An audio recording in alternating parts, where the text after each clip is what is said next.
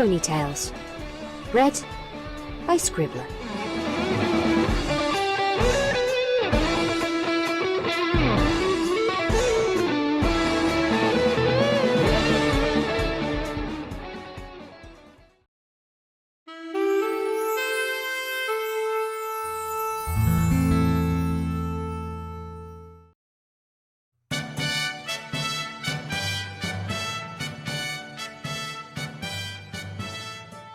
On the Edge by TheLetterJ.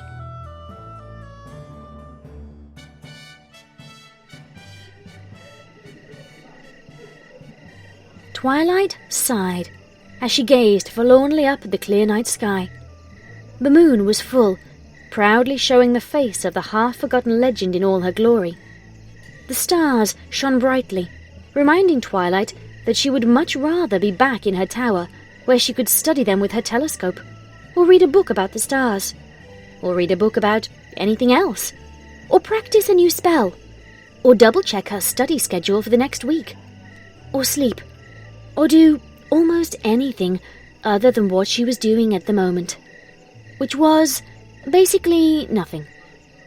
In fact, the only thing she could think of that would actually be worse than sitting alone on that palace balcony would be turning around and walking back into the palace ballroom.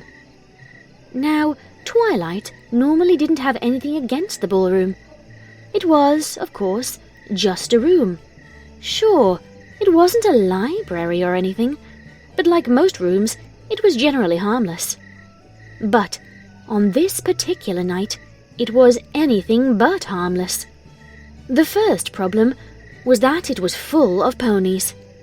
Normally, this would only be a slight annoyance to the reclusive bookworm, for even though she did not typically enjoy the company of ponies who weren't princesses or her family, she had at least learned how to interact with them without secretly imagining that they were all books. She was still pretty awkward, though. The second problem was the identities of the ponies in the room. They were the toasts of the town, the ones to watch, the belles of the ball, the stars of the show, the creme de la creme, the talk of all of Canterlot, and basically the ponies every pony should know. At least, that's what they thought about themselves. In Twilight's opinion, they were just a bunch of insufferable, narcissistic, egotistic snobs. And she wasn't sure which ones she hated more. The ones who ignored or looked down on her because she wasn't born into a rich, noble family, or the ones who tried to suck up to her, or otherwise use her and her position as Princess Celestia's star student to gain favour with the princess. The final problem was that those belles of the ball were, in fact, at a ball. Or it might have been a reception, or a soirée, or a gala, or something like that. Twilight couldn't really bring herself to care what type of party it was. All that really mattered about it was that there was dancing involved. And Twilight Sparkle could not dance. She still had nightmares about her last day in magic kindergarten. Instead of spending the day learning about magic, like she had expected to do in magic kindergarten, there had been an end-of-the-year party. Twilight had actually enjoyed the party at first. There were games, food, tearful goodbyes, though Twilight's had involved more books than ponies, and all the other necessities for a foal's party. And then the music had started. It only took a moment for all of the fillies and colts, Twilight included, to rush to the centre of the room and start dancing. It only took another moment for all of the fillies and colts, Twilight excluded, to notice how ridiculous her dancing was, and start laughing. Twilight had never danced again. And so, there she was, stuck alone on a balcony all night. A noble start to bore, walk right out the door. Twilight let out a short yelp and quickly spun around to see who had startled her with a sudden exclamation. When she did, she saw a well-muscled bipedal creature, several times her size, with a horn the size of her leg on either side of his head, wearing a small black tie. She was familiar with minotaurs, of course, but only in the "I read a book about them once" sense. This was the first time she had ever actually met one. Oh, there's someone else out here? The Minotaur asked with a hint of surprise in his voice. Do you mind if Iron Will joins you? Twilight's mood immediately soured. That depends. Is he one of those awful nobles from the party? No, Iron Will is Iron... wait, no, that's not right. I am Iron Will. Well, you certainly don't look like a Canterlot noble pony. So, what are you doing here? At the party, I mean. Iron Will's father, Iron Staff, is the ambassador from Manoa. Iron Staff insists that Iron Will come to events like this, but Iron Will doesn't care for the nobles and their parties and politics. Twilight smiled at that, quite happy to have found something of a kindred soul. Oh, I know exactly how you feel. The princess always tries to drag me to these events, too. I can usually find an excuse not to go, but I got unlucky this time. So I had to deal with all those stuck-up ponies trying to make my life miserable, until I finally managed to escape out here. Iron Will knows that those ponies are stuck-up jerks, but why are they trying to make you miserable? Twilight sighed. Because I'm Princess Celestia's star student, and they're all jealous of either my connection to the princess or my magical ability. So they seem to want to either drive me out of Canterlot or keep me from doing anything I want to. Or they want me to marry off one of their sons, she added in disgust. Iron Will turned so that he was standing next to Twilight as they both looked up at the stars. After a few moments of thought, he spoke in a contemplative tone. There will always be those who want to tear you down.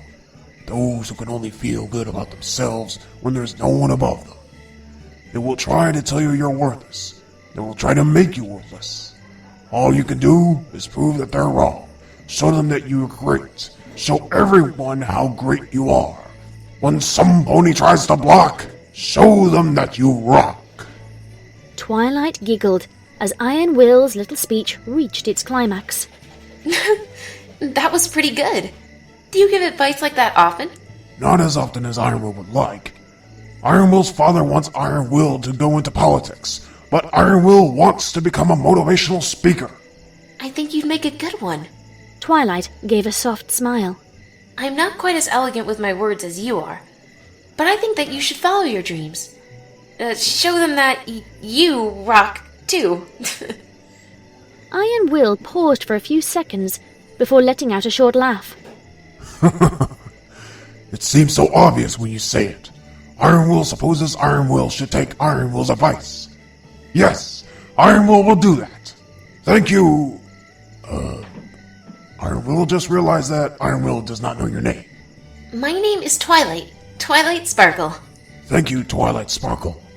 Iron Will is still not used to asking for names. It's not often necessary in Manoa. Twilight laughed. If everyone uses their own names as much as you do, I'm sure you wouldn't. Twilight's expression suddenly became contemplative as she went into research mode. Actually, do all Minotaurs refer to themselves in the third person like you do? Why do you do that? That is how our language works. Our language doesn't have those, you things like equestrian. You mean pronouns? Yes, those! I am still trying to get used to using them. Fascinating. So how long have you been speaking equestrian? Pronouns aside, you seem to be quite fluent. I took a few classes in school back home, but I didn't use it as much until I came here several months ago. Twilight nodded in understanding. I see.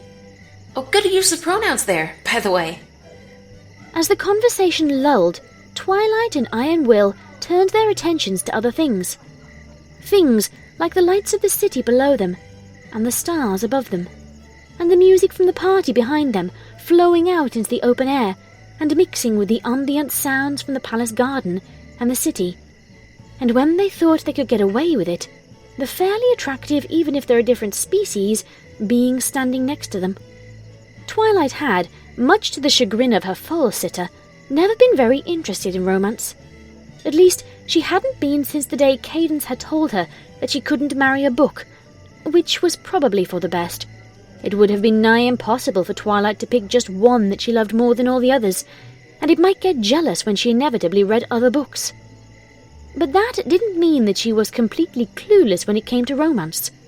She had, in an attempt to appease Cadence, read plenty of books on the subject. They were books about romance, not romance novels, as she was always sure to point out. Cadence had repeatedly told her that just reading about romance didn't count, and that she wasn't going to really learn anything about it that way. And as Twilight gazed upon the Minotaur standing next to her, she was suddenly realizing, though she hated to admit it, that Cadence might actually have been right. Although spending the rest of the evening in an awkward silence and stealing glances at each other still sounded better than rejoining the party, Twilight still found that it was far from an ideal solution. So now what do we do? She asked, in an attempt to improve the situation. I don't think that either of us wants to return to the party. So we're basically stuck on this balcony all night. I and Will continued to stand in silence, apparently putting a considerable amount of thought into Twilight's question. After a few moments, he came to a decision, held out his hand to Twilight, and answered, When you want romance, ask her to dance. Twilight's pupils shrank in horror. Dance? I can't dance. He'll laugh at me, and it will be embarrassing and awkward. And that would be terrible because... Celestius blanks, he said romance, didn't he? He must like me too. But we just met. We're not even the same species. I'm not ready for a romantic relationship. It will never work. It's ridiculous. It's illogical. It's not exactly unappealing. He's confident. He seems sweet. He's good-looking in an exotic way. His tendency to speak in the third person is surprisingly endearing. I never thought I would say this, but now I wish that I had paid more attention when Cadence talked about romance. She was right. The books aren't helping. I'm so lost. I have no idea what to do. I think I might like him, but I'm not ready for this. But I might not get another chance with him, or with anyone. No pony's ever asked me out or anything before. It's only logical that I give him this chance, right? But dancing, that will ruin everything. Oh, what do I do? Discouraged by her response, or lack thereof, Iron Will withdrew his hand. Or not. Forget Iron Will said that. Twilight Sparkle and Iron Will can do something else. The dejected look on his face was the final push that sent her over the edge. The metaphorical edge, not the literal edge of the balcony. No, wait. Twilight took a deep breath and steeled herself for her reply. As she did so, Iron Will's words from earlier came back to her mind. When some pony tries to block, show them that you rock. I won't let my fears block me. I can do this. I'll show him that I rock. I would love to dance with you. Oh, Cadence, help me.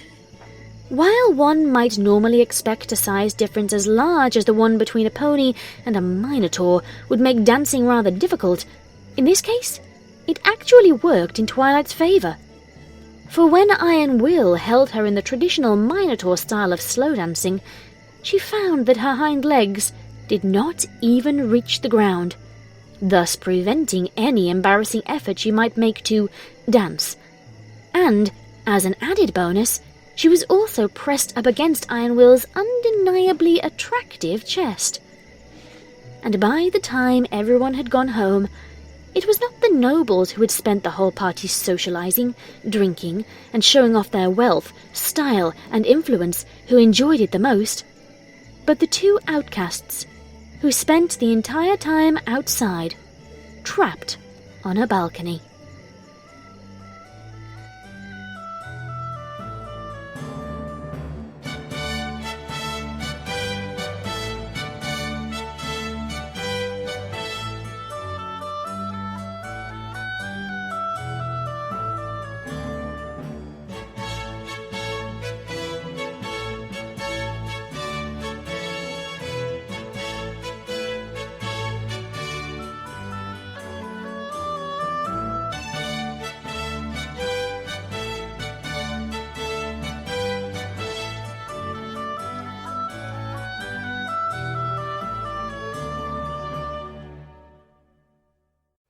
That was On the Edge It was written by TheLetterJ and read by Scribbler, with special guest voice actors Gina Moravec as the voice of Twilight and Chance Taylor as the voice of Iron Will.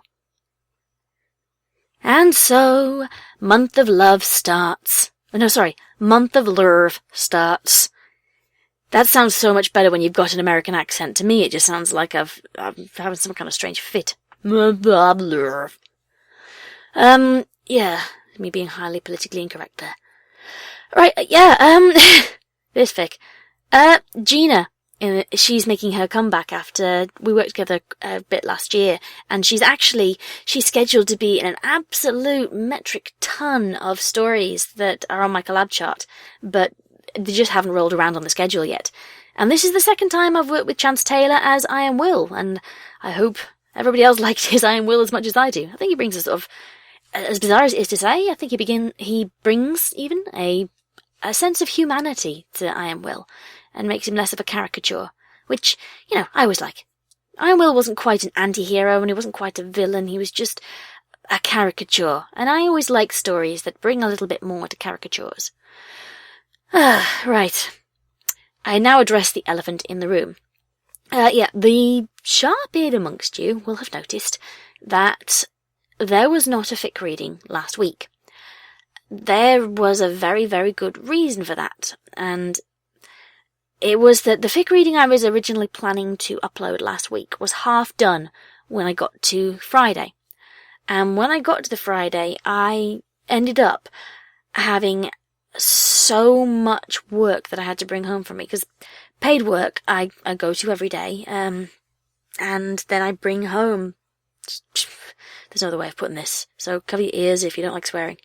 I bring home a shit ton of paperwork every single night, and over the weekends it doubles into a double shit ton. And on holidays it's a cubed shit ton. But basically what happened last week was, I had so much more paperwork than I expected to have, and what I did have took longer to do than I was expecting as well, because we've got a new system at work that I had to implement.